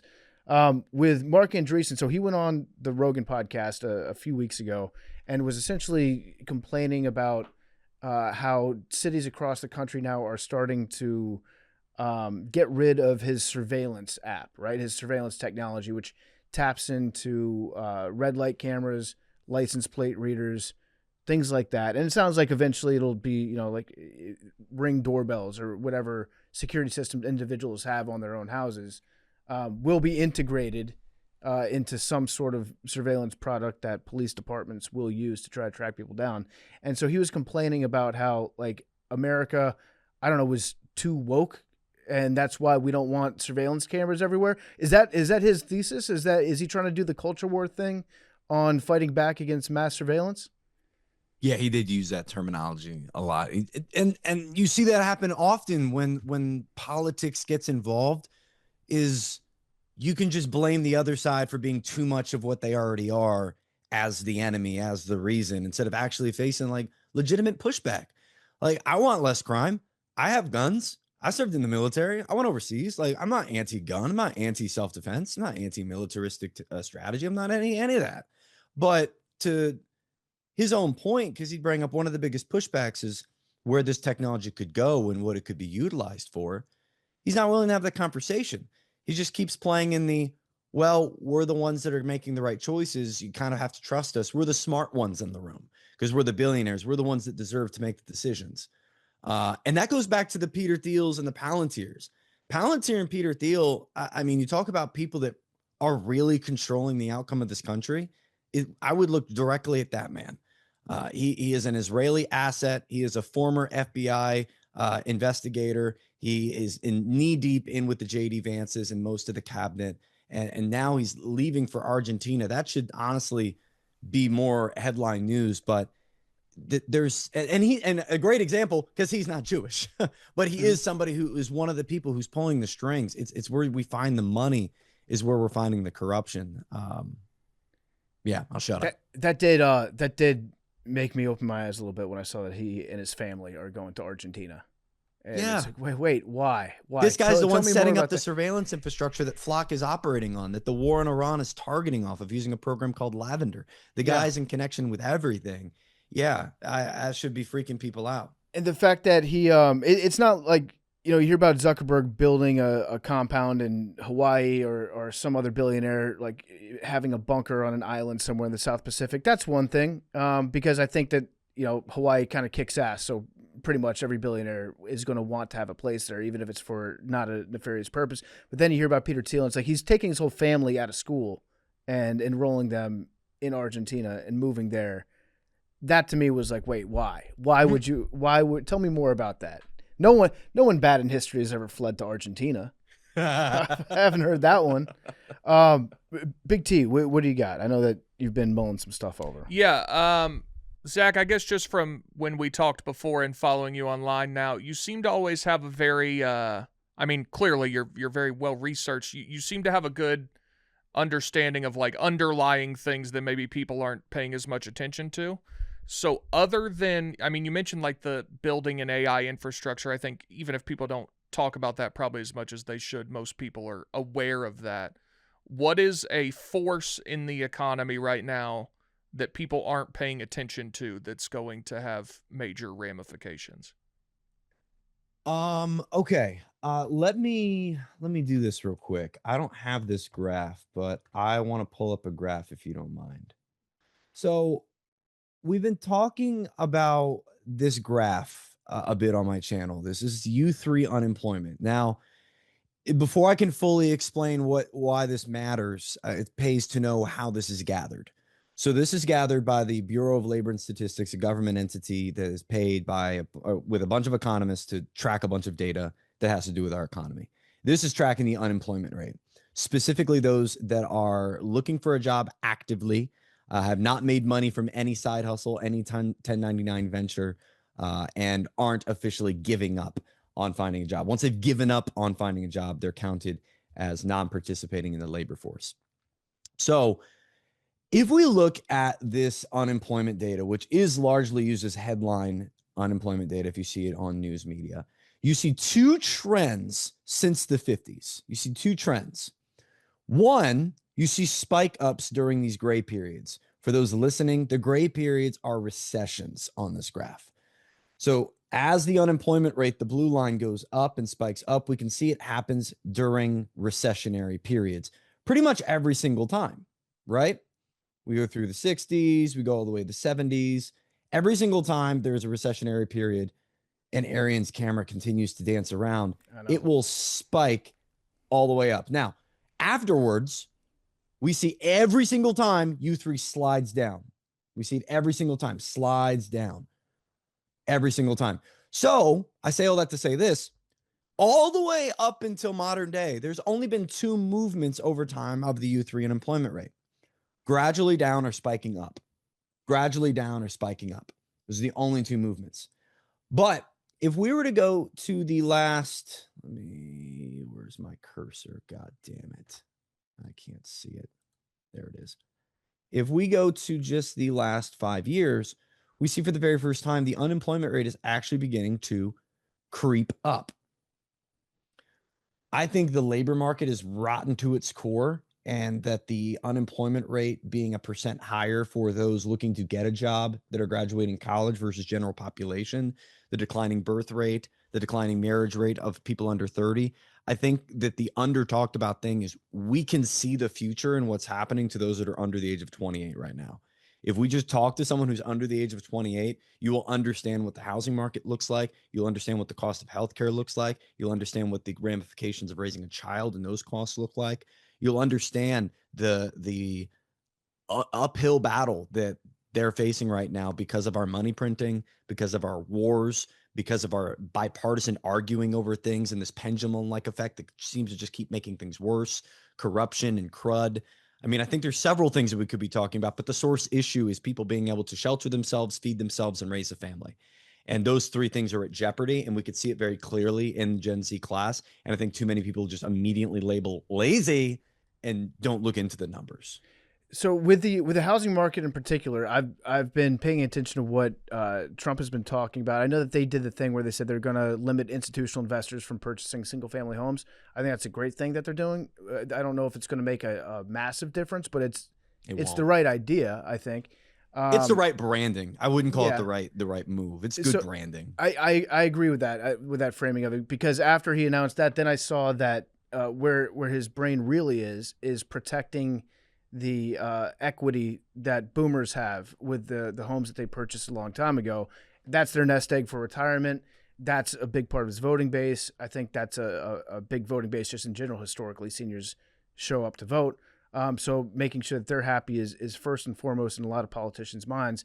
But what do we see as the boomers age and as the homes that, the value, their equity has increased over the last 30 years of them owning this home? What do we see as those boomers pass away and those markets or those houses come back on the market again? Is there going to be a correction where those single family homes are now more affordable to people under the age of 30? Or what do you see happening with that? Well, ultimately, you can't know because there's so many factors that could play out between now and then. Then specifically, by most economists, guesstimate is 2033 to 2036. So we're talking 7 to 10 years from now. I have no clue what the job market looks like. No clue what AI, automation, tech has done. I have no clue what the American economy looks like. No clue what the international infrastructure of trade looks like. There's no way to actually physically know. If I were to lay out my best guess, it would be housing remains elevated, mainly because for the last 10 years and still currently, we're not building enough homes. If we were building enough homes, and we were creating legislation that allowed for smaller homes, more modular homes, more accessible multifamily, building vertical zoning changes. If we were doing these things now, I would say, yeah, we're probably going to see a steep correction because we're going to overbuild our supply. The supply will oversee demand, and that's when the price can die, is when supply is high. But we're not doing that. There's also way too many people that own a home that bought and refinanced in 2020, 2021, 2022 at low rates. Now, of course, 10 years, who knows what happens between now and then, but all things being the same, prices probably keep going up and they probably hold on to their nest egg. Now, about that nest egg, when they do die, I think there's going to be a larger set of people that pass their home on, simply keeping it in the family, knowing their grandparents are now passing on a home. They're probably going to be vying for that in the will because they can't get out of their 1-bedroom apartment with their 2 kids. Yeah. I think that a lot of that starts to happen too. They call it the silver tsunami. I think it's a little overhyped. And we see throughout history a lot of these carrots on sticks of, oh, it's bad now, but wait 8 years, it's going to be great. Wait 8 years, it's going to be great. And that sitting around mentality has jacked up a lot of people. Yeah, I want to jump into something like back to the Rothschilds real quick and some of the symbolism, because we see I know when we were talking about the Bohemian Grove a while back, it seemed to me like it's a bunch of elite people that get out there, like to get drunk and dress up. I don't necessarily buy into the whole like satanic demonic stuff, but I was reading about one of the parties that they had back in 1972. The Surrealist Ball. The Surrealist Ball, exactly. So like there is some truth, like it's weird shit. I don't know if they just get off on doing crazy stuff. I tend to look at the accusations of like demonic Satanism or whatever that stuff is. I usually take that with a grain of salt. But at this Surrealist Ball that they had people get dressed up in stags' heads. They made the house look like it was on fire. There was a maze of cobwebs, and it was essentially kind of like Eyes Wide Shut. That played out in real life with some of the richest people in the entire world attending it. What do you make of these, of the symbolism that they have at events like this? Like Audrey Hepburn was there. She was rocking a bird cage on her head. Like you look at the Met Gala. I know people point at the Met Gala and they're like, look how they're getting dressed up. I just think that it's a bunch of freaky rich people that are trying to like redefine high fashion and shock people. But for an event like this, it gives ample material for those of you who are more conspiracy minded to look at that and say, this is a group of Satanists or the occult runs the world. So what do you see when you look at parties like that? I see evidence toward what the Epstein files and other things like Pizzagate have confirmed, that political and financial elites across national borders utilize child trafficking, sacrifice, and blackmail to keep a sub-shadow government running whatever they're running, whether they're in charge of all countries or some. America just being one. And I think America is utilized as a financial foundation for everything that they do, whether they're doing in the Middle East or, Ukraine, with BlackRock now set to be contracted to clean up all the debris and rebuild all the infrastructure, to the new Gaza City built on top of a genocide. I think at the end of the day, it's just about money and power, land acquisition, looking good in the history books. Like you just mentioned, the boomers with Trump. It can be stuff as simple as that. I don't want to crash the boomer economy. And to be frank, I wouldn't want to face that either. The boomers have so much wealth, to crash their version of the economy would be to decimate the entire American economy. It's complex, but it's also simple. I think power and money is at the root of all evil. So tell me more about the child sacrifice stuff, because that's one of the things I hear, and I think to myself, like, I know that there's evil people, but they're not rounding up kids and like stabbing them in the heart and eating them. We have hundreds of thousands of missing kids throughout the years that only in the digital age did we ever start to realize the true numbers of. I can't imagine what the numbers were before things were able to be tracked online. We've also seen plenty of evidence of Ukrainian sex trafficking, child trafficking at the borders of Texas and Mexico. We've seen plenty of videos of that. At least, unfortunately, I have. I think it's as simple as, unfortunately, positioning somebody in a precarious position. Could be sleeping with an underage individual, could be being with somebody they're not supposed to be with, could be doing something financially they weren't supposed to have done to them. And in order to keep them straight, you have to have them involved in something that nobody would view you as a real human being if it got out. Right. No one would allow you to keep your position. No one would allow you to have your power. You'd be ostracized into the depths of Neverland here in America. Like, no one would want anything except a baseball bat to be touching you. So I think there's a level of logic to what can be seen as extremely sick, heinous, unhuman. I think it is unhuman, but I think the human desire for their own pride and ego being protected, their family name, their wealth, their status, I think protecting those things is sometimes the most powerful feeling anyone's ever going to have. And if it's about some of the most disgusting things, and I'm not just going to just spat out. I'm kind of watching my words. That's why I'm stuttering, because I don't want to say anything crazy on just a regular everyday podcast. But it can get save really that for the deep shit podcast. Yeah. it can get really demonic and really nasty and really gut wrenching really fast. The deeper you look into, simple things like Comet Pizza, which absolutely are a legitimate thing. That what the human psyche is capable of when it comes to protecting their name or their money. So with Comet Pizza, that was the site of the Pizzagate thing back in 2016, 2015. There was some weird broken by Ben Swan, I think it was. There was some definitely like weird emails that came out when the DNC was hacked, and they had some really strange ways that they were writing about things. I don't believe that they had kids in the basement of Comet Pizza, because they don't have a basement, right?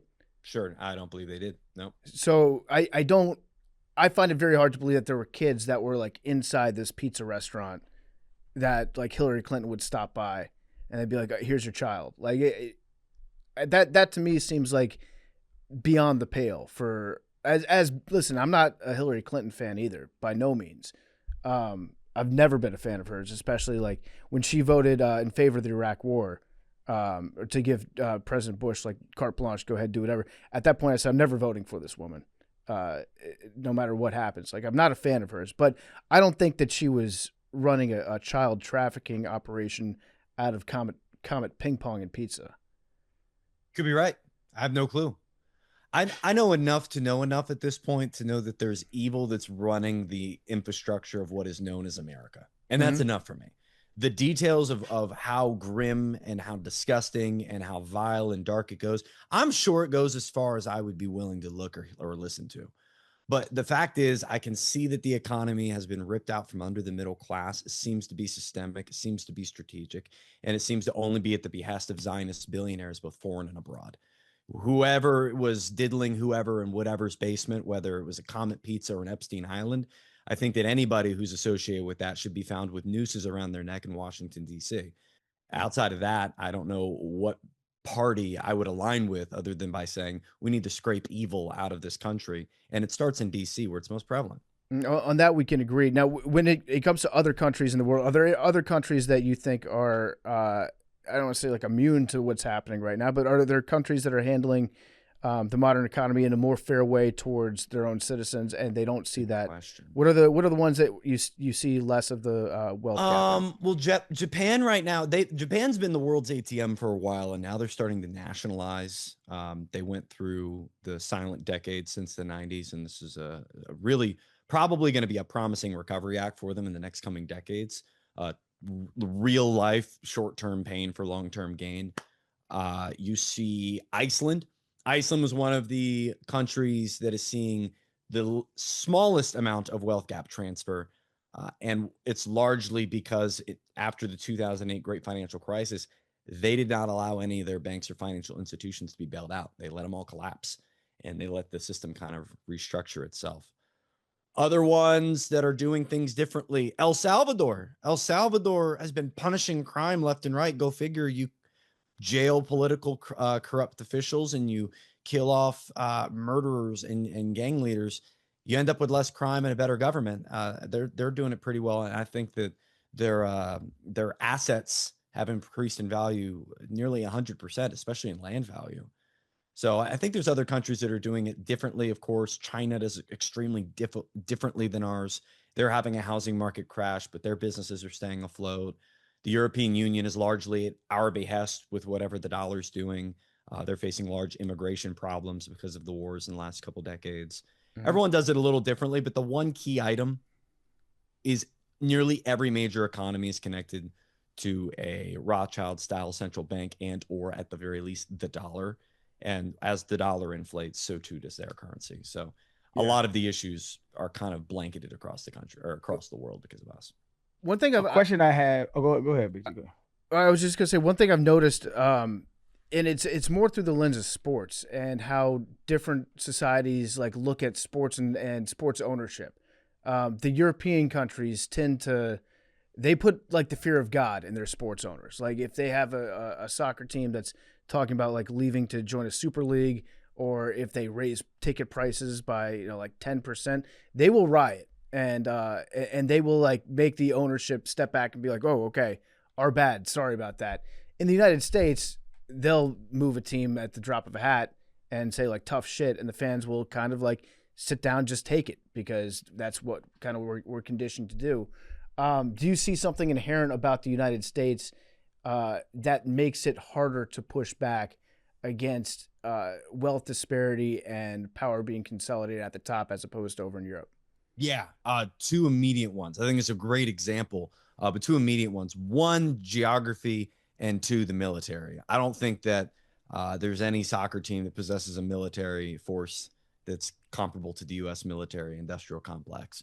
So for one, the protection effort, the security effort that gives the government. Some Number of those two, Argentinians, they have small militias. That's fair. Like Turkey, That's yeah. fair. Yeah, Throw some bombs. they'll behead a ref. The second would probably be location. We're much larger.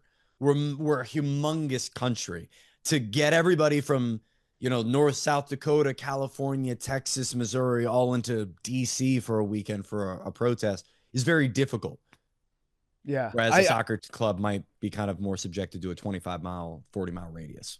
I would also say that, like in the United States, there's an element of if a billionaire owner is moving your team from, like, I don't know, just to use an example, Seattle to Oklahoma City, there are going to be some people in Seattle that will be like, I don't want to push back against that too much because one day I might own a basketball team and I'll be that rich, and then I don't want people to get mad at me. So, yeah, they can do whatever they want with that team. There's like that mentality is kind of baked in. Like, maybe I'll be a billionaire one day, so we should not be too harsh on them just in case it happens to me. Aaron, what were you going to say? It was more of like a broader question of like, I think a big reason why the political divide is so much more prevalent now is I think people are tying I think it's always been the case to a certain extent, but I think more so now because you get to see everybody's opinion. Like, everybody likes to think their politics align with their morality. And so if I see somebody that opposes my politics, they oppose what I deem as moral. And so I think if you break down the actual arguments, the social issues are very minuscule. But I think that's what's highlighted the most because it sells the most. Blood sells. So in your opinion, what would be a solution to kind of get out of that mindset?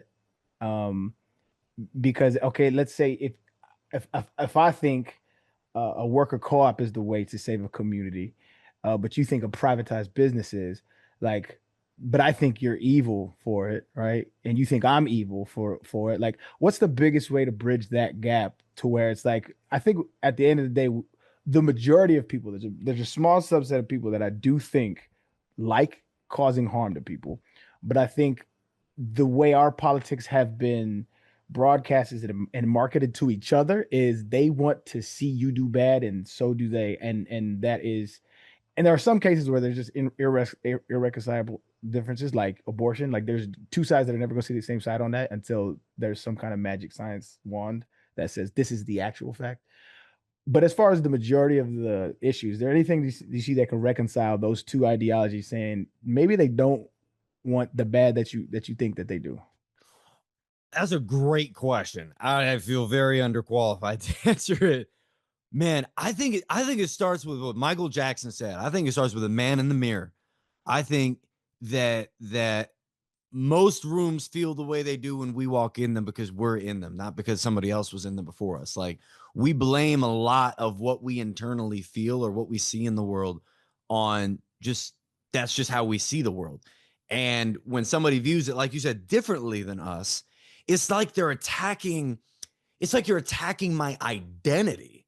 You're attacking who I am. You're not attacking a policy. You're not trying to discuss or debate, how some legislation could be written out. You are, without your knowledge, attacking who I am. And that hurts. It's like attacking my mom. Like, I'm going to fight back. So I get it. So that's why I feel the urge myself, selfishly, to understand I ain't shit. I don't know anything. everything I keep learning reminds me I am so out of control of the power dynamics. I have no control over moving these giant gears. And I simultaneously don't truly know what I thought I knew. Every time I'm learning something, there's 5 more questions that come with the answer. I personally believe if more of us got on the level of compassion for anybody that would take a politician or even a politician's viewpoint and view it so emotionally and part of their identity that they will be vehement, that they will be angry, that they will be emotional, to get to the point where you feel compassion for that. Not that they're dumb. They've been tricked. They've been psychologically hijacked. They've been psyoped. They've been manipulated by one thing or another to be divided against the person to the left and to the right. When the real problem is up, the real problem is there. You've been tricked. And there's no life I want to live that's filled with a bunch of people that hate one another. I don't think that's how we want to live as a coalition. Like you said, there's going to be a select few that just like poking the bear, like seeing the world burn. But at scale, that's really the minority. At scale, I think that technology and echo chambers, the technology of the day keeps us divided and angry at one another. The solution to understanding that our left and to our right is not the person that is our enemy, I think, is understanding that we're not know-it-alls. We're not perfect. The lifestyle I've gained that brought me the knowledge that I have today isn't bulletproof, and probably neither is theirs. Both of us have been tricked. Both of us have been fed lies. Both of us have been made to turn this into an emotional game of hate. We can both turn that off. And debate without hate is possible, but it starts with us understanding ourselves, which is a really woo-woo answer. But I like that. I love it. That's I tend to agree. emotionally a very mature answer that it's easy to say. It's sometimes really hard to do, to be like, this person that I completely 100%. vehemently disagree with ultimately wants the best for them and their families and probably their neighbors and probably ultimately for me too. But we get dressed up in these little team uniforms. 100%. And it becomes tribal. Zach, as always, dog, we appreciate you coming on. Again, I think you're an insightful dude. I think you're a well-researched dude. Again, I'm not gonna fact check the shit that you said. Don't care enough, but I think insight is important enough. You care about this shit. Like you definitely care. I think we all have our pockets of bandwidth that we're able to go into depth on. And again, like housing market stuff like that's just not in my wheelhouse. So, but it's always encouraging and inspiring to see people that are passionate about something. And so I think more people will do a lot of good in this world if they are passionate about topics like you are, though. So I appreciate you. I do have always, one more to end on, Zach. Oh, go ahead. Because I know this Go is your actual professional wheelhouse.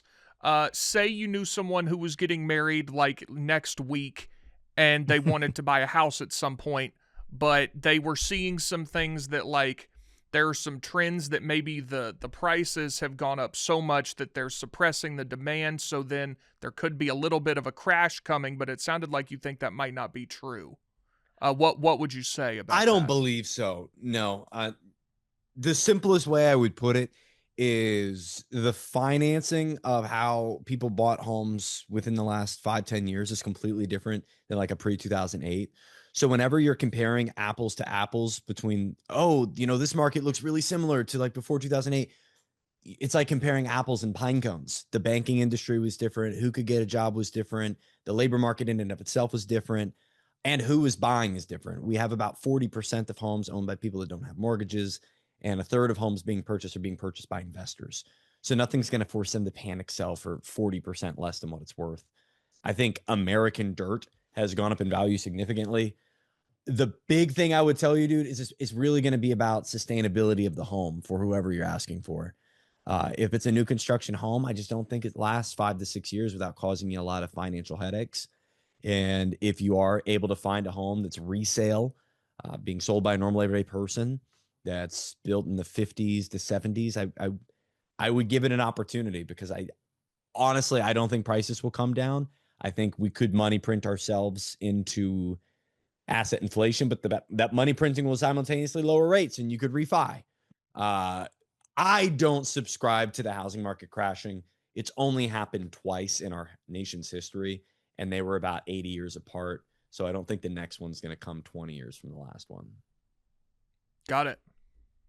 damn, it's been 20 years. Yeah, isn't that sick? Every time I talk about like 2001, like 2001 was 25 years ago. I'm like, motherfuck, what are you That's talking crazy.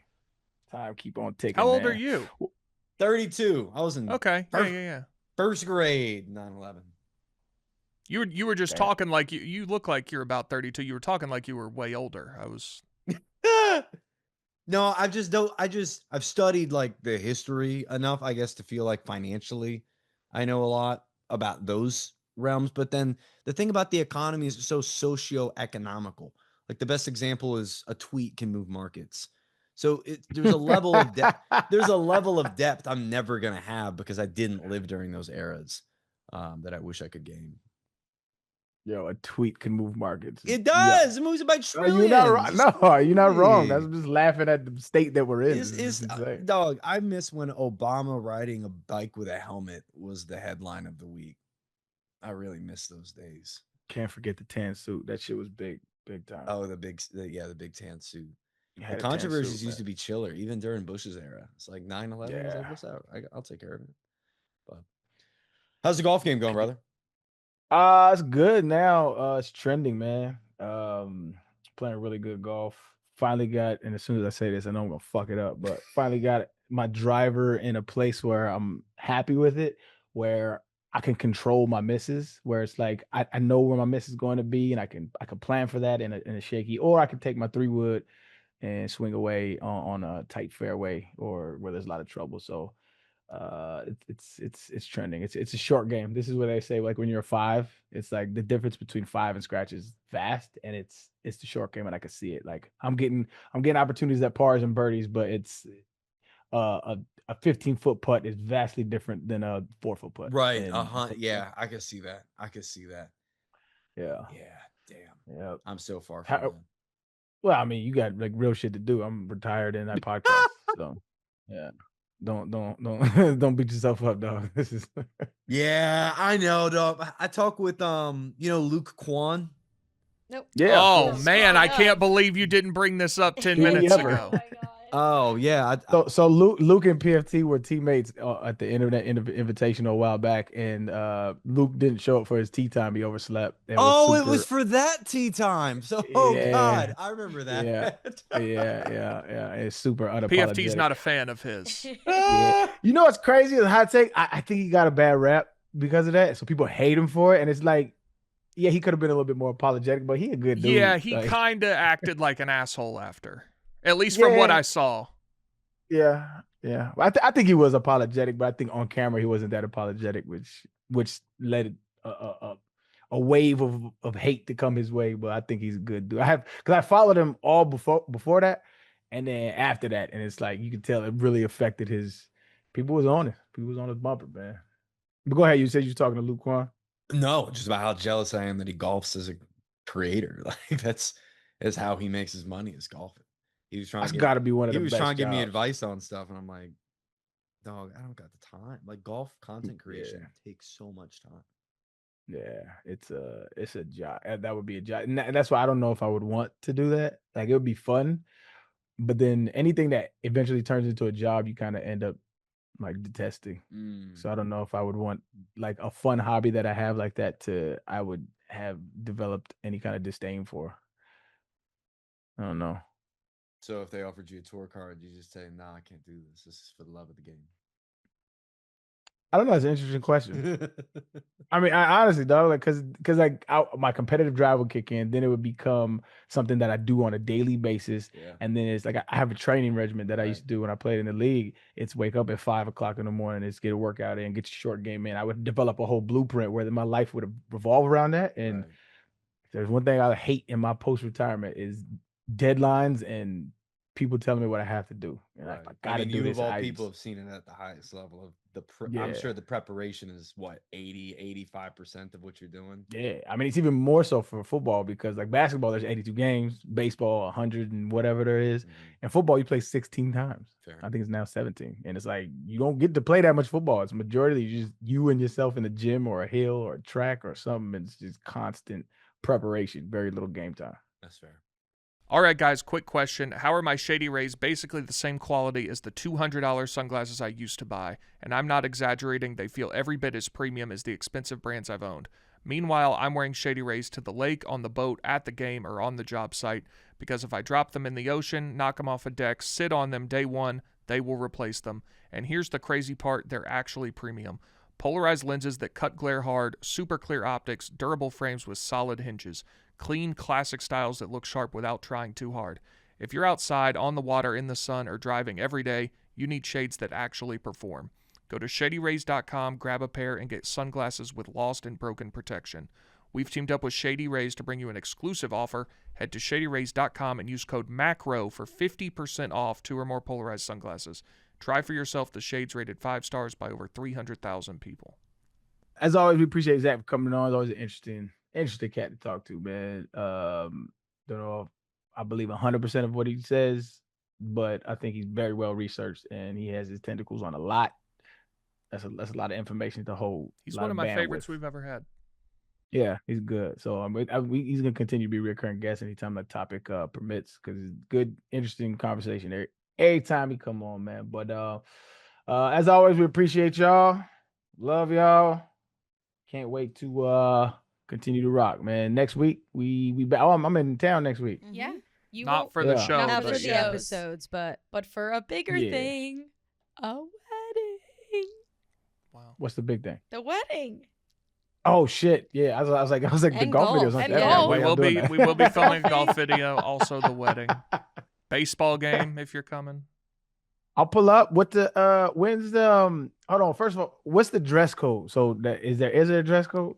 I believe Cocktail. they call it cocktail attire. I believe men are just wearing suits.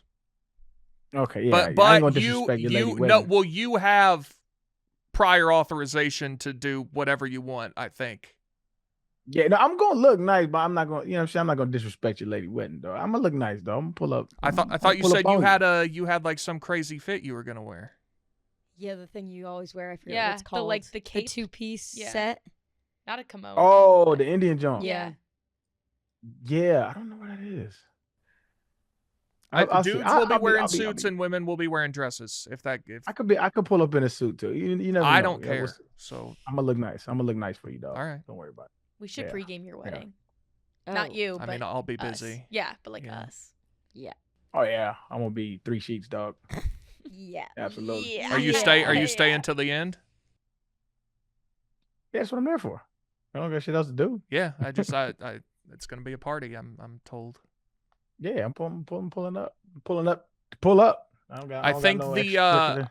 I think the most fun, the part that you will enjoy the most, I think, is the last hour we have blocked off. Ooh. Is there a special? Okay. I just think Fucking the tone. bingo. Let's go. I think the tone of the evening will change at a certain Oh, point. the playlist. This is when you sneak a little melanin in the playlist. I'm with you. I think that's how it will go. Yeah. Yeah. Okay. Perfect. I love it. We love a melanated playlist. We also love a non-melanated playlist. There will be both.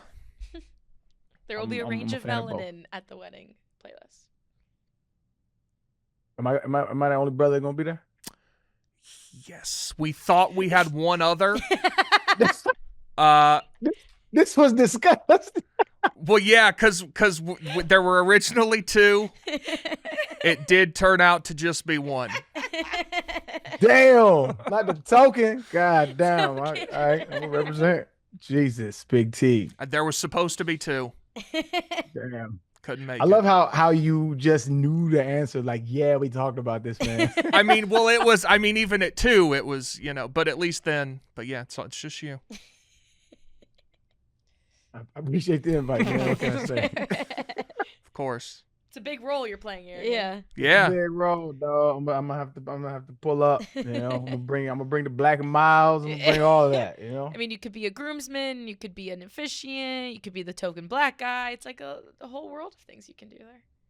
It's gonna be a great time, man. Can't Yeah. wait. All right, y'all. We out. Check y'all next week. Peace. Goodbye.